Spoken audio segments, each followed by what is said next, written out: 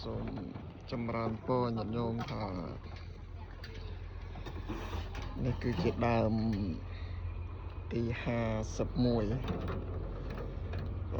ស្អែកចាក់មួយដើមទៀតគ្រប់52ដើមអស់លេងដល់សបងតែមិនទាន់មានញាតិញោមចូលរួមជាវនៅឡើយទេញាតិញោមតែសតតូចទៅបាន3ដើមឯងញាតិញោមទៅបាន3ដើម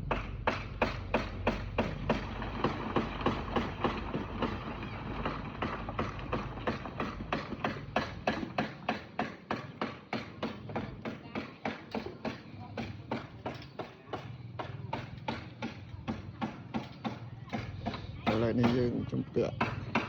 ជាងក៏ច្រើនជំពាក់ឌីប៉ូជាង$10000ហើយបើសរុបទាំងអស់យើងជំពាក់គេ$16000ហើយបើជំ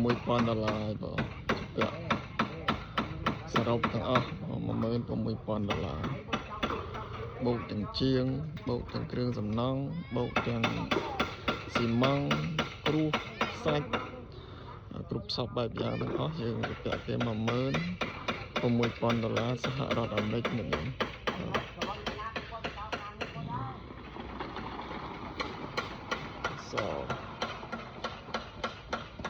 ស្អែកយើងចាក់ទៅហើយទៅស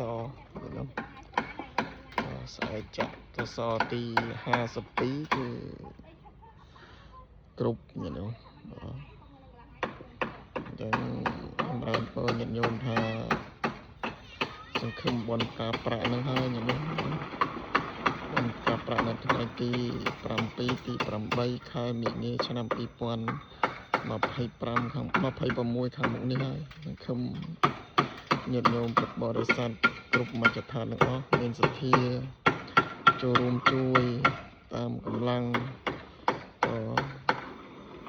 ដើម្បីយកបច្ច័យនឹងមកទី1គឺយើងដោះស្រាយជាងទី2យើងដោះស្រាយគ្រឿងសំណង់ញាតិញោមបើយើងដោះស្រាយគ្រឿងសំណង់គេបានច្រើនបើយើងនៅសល់ថវិកាខ្លះយើងជាវស៊ីម៉ង់ហើយនឹងឥដ្ឋមករៀបជញ្ជាំងបន្ថែមនេះព្រោះអីយើងត្រូវចំណាយឥដ្ឋនឹងអស់រហូតដល់87000ដុំហើយឥដ្ឋថ្លៃញោមឥដ្ឋថ្លៃតែជាវនេះជាវប្រហែលនេះសិតតែ10000ដុំ1,40,000ញោមជាវបាន30000ក្នុង30000ហ្នឹងឥដ្ឋប្រហោង20000ឥដ្ឋតាន់10000សរុប30000អញ្ចឹងយើងនៅខ្វះតែ50000ដុំជាងទៀតយើងគ្រប់ហើយញោមហើយនឹងស៊ីម៉ង់ចូល20តោនដែរញោមគាត់តែយើងរៀបជញ្ជាំងត្រូវចំណាយអស់20តោនដែរហើយនឹងថ្លៃជាងរៀបហ្នឹងយើងអត់ទាន់បាននិយាយថ្លៃគ្នាទេហើយដូច្នេះហើយសង្ឃឹមលើញាតិញោមពុទ្ធបរិស័ទស្រីប្រុសទាំងអស់ដែលបានទស្សនាវីដេអូហ្នឹងមានប្រសាទៈសទ្ធាជ្រះថ្លាញាតិញោមញាតិញោមមាន10000 20000 30000ញាតិញោមជួយសាលាតអញញោមសាមគ្គីណាំងញាតិញោមជួយតែម្នាក់10000ម្នាក់10000បានតែ1000នាក់ញាតិញោមរួចជញ្ជាំងរួច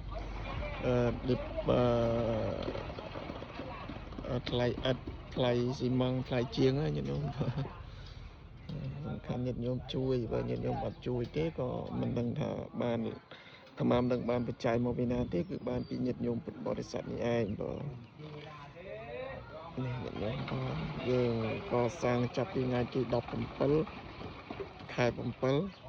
2025មករហូតមកដល់បច្ចុប្បន្ននេះគឺថ្ងៃទី8ខែកុម្ភៈឆ្នាំ2026នេះយើងសម្រេចបានប៉ុណ្ណឹងញាតិញោមវាមកយក500សម្រេចបានប៉ុណ្ណឹងញាតិញោម